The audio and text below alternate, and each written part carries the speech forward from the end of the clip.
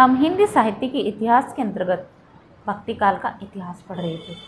भक्ति काल के इतिहास में आज हम सूफी काव्य धारा के विषय में पढ़ेंगे। ठीक है, सूफी काव्य धारा जिसे प्रेमाश्रयी काव्य धारा भी कहा जाता है। ठीक है, जिन निर्गुण कवियों के द्वारा प्रेम को मुख्य विषय बनाकर, जिन निर्गुण कवियों द्वारा, भक्ति काल में है तो निर्गुण कवि, लेकिन इनको निर्गुण क्या है, ये निर्गुण कवियों के द्वारा प्रेम को मुख्य विषय बनाया, इन्होंने प्रेम को मुख्य विषय बनाया और ईश्वर की उपासना की गई एवं इसी के आधार पर काव्य रचना की गई। ठीक है, इसी आधार पर काव्य रचना भी की गई, उसे ही प्रेमाश्रयी काव्य धारा कहा जाता है।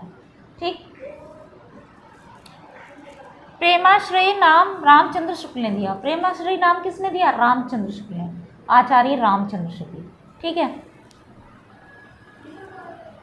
प्रेम काव्य का सूफी काव्य धारा मतलब प्रेम काव्य या सूफी काव्य धारा किसने कहा? राम कुमार वर्मा ने कहा। ठीक है,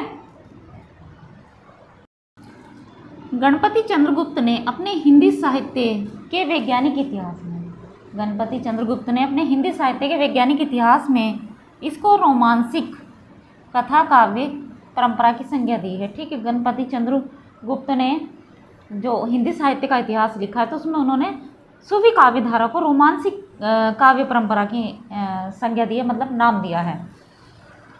अब हम कह सकते हैं कि इस काव्य धारा को प्रेम कथानक काव्य, मतलब जो ये काव्य धारा है सूफी काव्य धारा, इसे प्रेम कथानक काव्य, प्रेमाख्यान काव्य परंपरा, प्रेमाख्यान काव्य परंपरा एवं रोमांसिक काव्य परंपरा का क्या दिया जा सकता है? नाम दिया गया। ठीक, तो ये सही है, ये नाम इनको दिए गए। कौन से? सूफी काव्य धारा को। सूफी शब्द की उत्पत्ति एवं उसके विविध अर्थ, मतलब सूफी शब्द की उत्पत्ति कैसे हुई है और उसके अर्थ। मनसा मन से, वाचा वाणी से, ठीक है, वचन से, कर्मणा कर्म से, शुद्ध शुद्ध, ठीक, सात्विक एवं ईश्वर आराधना में मग्न एवं सांसारिकता से दूर रहने वाले व्यक्ति को सूफी कहा जाता है।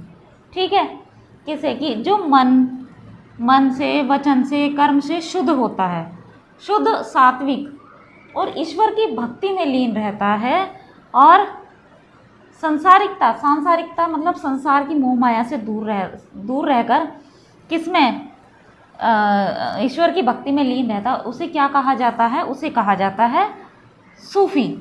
ठीक है,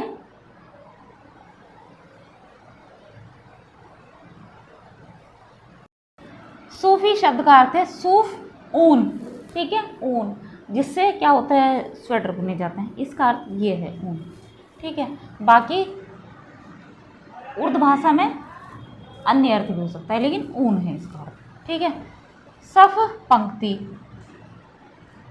सूफा अरब जाति, सफा पवित्रता, सुफा चबूतरा, सुफा विशिष्ट भक्ति पद्धति। ठीक है, सोफिया ज्ञान का प्रतीक। ये सूफी शब्द के अर्थ हैं अलग अलग तरीके से। ठीक है,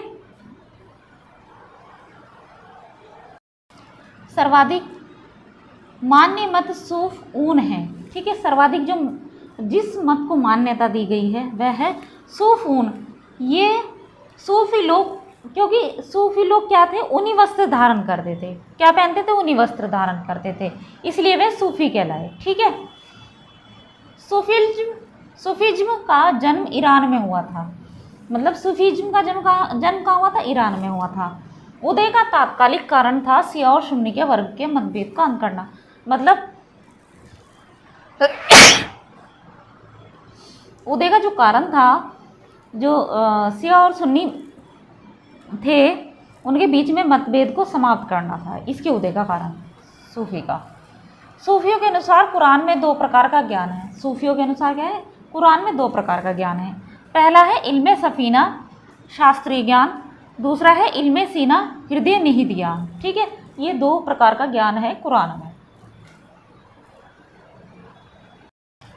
पुस्तकीय ज्ञान की अपेक्षा हृदय ज्ञान को विशेष महत्व दिया गया है। कि मतलब पुस्तक ज्ञान कहने का मतलब है पुस्तकीय ज्ञान को कम महत्व दिया गया है, जो हृदय का ज्ञान है उसको विशेष महत्व दिया गया है।